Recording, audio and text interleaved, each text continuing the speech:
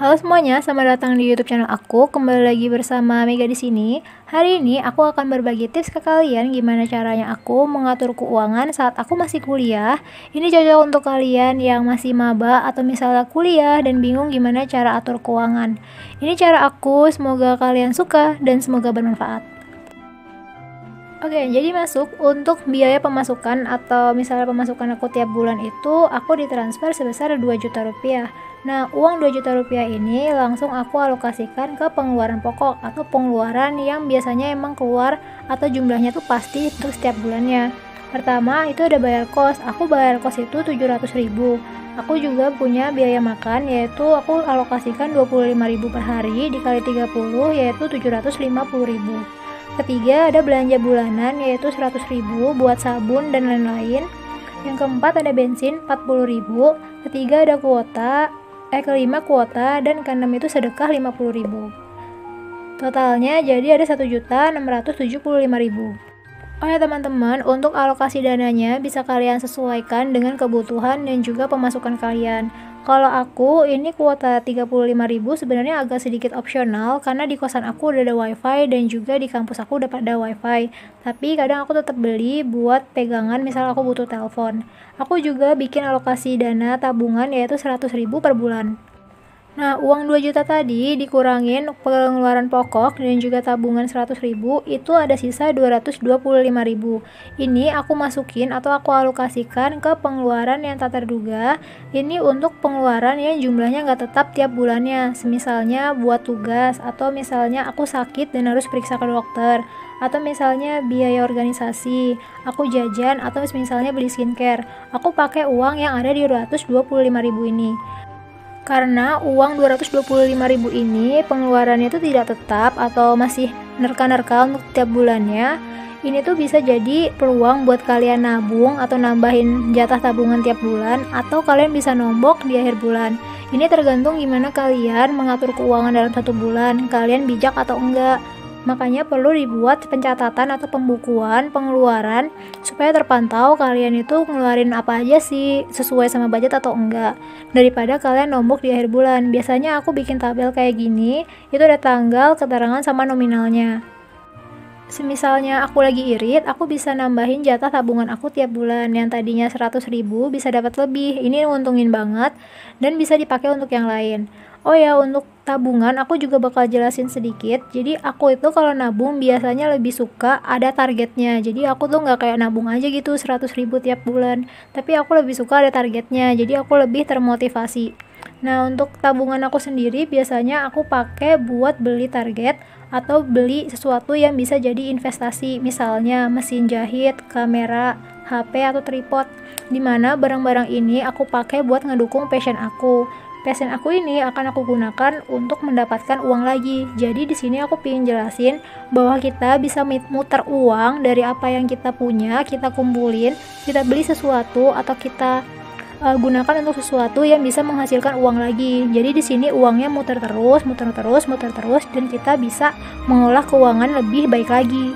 Selain barang, kalian juga bisa bikin targetnya itu modal usaha, misal 3 juta rupiah. Kalian bisa sambil nabung, sambil juga mikirin strategi gimana cara pemasaran produknya nanti. Nah, tadi itu kan penting banget ya namanya pembukuan atau pencatatan pengeluaran. Cuma kadang tuh aku ngerasain kendalanya kadang lupa. Kalau misalnya lagi keluar, aku tuh lupa tadi tuh belanjanya habis berapa ya. Nah, ini tuh ada aplikasi teman-teman yang bisa memudahkan kita untuk melakukan pembukuan atau pencatatan keuangan harian untuk pribadi atau usaha, namanya Buku Kas. Kalian tinggal download aja di Play Store. Ini aplikasinya mudah banget, kalian tinggal meregistrasi menggunakan nomor HP, terus nanti bakal dapat nomor verifikasi kayak gini, dan kalian disuruh untuk membuat buku atau pembukuan. Ini tinggal kasih data diri di bagian atas, terus kalian pilih bisnis atau pribadi, dan klik simpan di bagian bawah. Nanti langsung jadi deh pembukuannya dan muncul di bagian atas kayak gini. Kalau kalian ingin mencatat transaksi, pemasukan atau pengeluaran, kalian tinggal klik tambah di bagian bawah kayak gini, dan kalian tulis. Misalnya kalian pilih untuk pengeluaran atau pemasukan. Di sini aku pilih pemasukan yaitu 2 juta rupiah. Pilih kategorinya juga dan juga kasih keterangan kalau kalian mau dan tinggal klik simpan. Nah, untuk kalian yang ingin menambah pembukuan lain, tinggal klik tambah aja di bagian atas dan ulangi langkah yang sama. Kayak gini deh. Jadi ini enaknya teman-teman, aplikasi ini itu cuma butuh satu akun, tapi kita tuh bisa bikin pembukuan untuk 2 atau lebih usaha atau pribadi, dan nggak mesti takut pembukuan itu kecampur. Jadi kalian bisa sesuaikan dengan misalnya kategori pengeluaran kalian itu untuk apa, atau kategori pembukuan kalian untuk apa. Oke, sekarang aku bakal bikin contoh laporan keuangan. Misalnya aku pingin jajan 20.000 buat beli cat, aku pilih kategorinya karena di sini nggak ada kategori yang aku mau, aku tambahin sendiri yaitu perlengkapan DIY, dan abis itu aku tinggal klik simpan. Nanti hasilnya atau jumlahnya akan langsung dikurangi dengan jumlah pemasukan awal, dan itu udah kekalkulasi secara otomatis ya. Kalau kalian mau simpan, tinggal klik tanda panah dan nanti kalian bisa pilih PDF atau Excel. Kak, kalau semisalnya bisnis gimana? Sama aja untuk pembukuan, tinggal kalian klik tambah, terus buat nama bisnisnya. Di sini misalnya aku pakai by Mega. Nah, ini aku tinggal masukin nomor telepon dan juga pilih kategori bisnisnya. Ini banyak pilihan dan kalian juga bisa tambahin lagi di bagian bawah kayak gini. Misalnya di sini aku tambahin dekorasi rumah buat jenis bisnis aku. Nah, simpan deh. Nah, sekarang aku bakal tunjukin pembukuan transaksi pada akun bisnis. Jadi, di bagian atas itu ada nominal penjualan, yaitu harga yang dijual, terus bawahnya itu harga modal. Jadi, nanti udah otomatis ketahuan berapa sih harga atau keuntungan yang didapat setiap penjualan. Tambahin juga keterangan nama barang dan jumlahnya. Terus simpan deh. Di sini juga ada metode pembayarannya. Kalian bisa pilih ada tunai, debit, dan lain-lain. Kalian juga bisa tambahin sosial media yang kalian gunakan untuk bisnis, dan juga kalian bisa tambahin foto sebagai pelengkap. Di bagian bawahnya juga kalian bisa tambahin nama pelanggannya, jadi kalau misalnya kita tahu barangnya dan siapa yang beli. Nanti hasilnya akan dapat invoice kayak gini yang bisa kalian print untuk kebutuhan bisnis kalian. Ada juga fitur hutang piutang. Di sini kalian bisa pilih memberi atau menerima hutang. Ini aku akan contohkan, misalnya kita ngasih hutang ke orang lain. Ini aku misalnya ngasih hutang 50.000 ke orang, misalnya namanya Dino.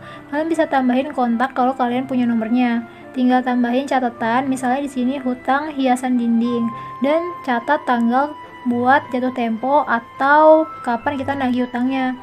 Untuk atur tanggalnya tinggal klik aja di bagian ini dan atur tanggal kapan kita mau nagih hutangnya, misalnya tanggal 15 Januari.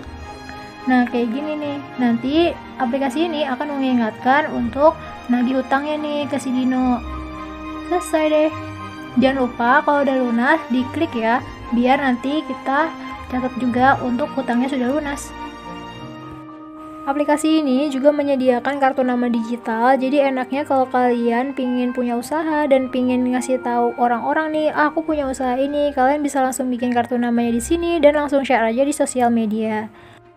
Untuk struknya itu juga kalian nggak mesti pusing-pusing karena aplikasi ini sudah menyediakan invoice-nya bentuknya kayak gini, dan kalau kalian mau print tinggal kalian sambungkan aja ke printer atau perangkat yang udah kalian punya. Jadi untuk kalian yang ingin punya aplikasi pembukuan, langsung aja download Bukukas karena menurut aku ini gratis pertama, terus dia simple dan mudah penggunaannya, juga aman. Dan itu dia juga cara aku gimana manajemen keuangan. Semoga kalian terbantu dan semoga kalian suka. Sampai ketemu di episode selanjutnya. Dah.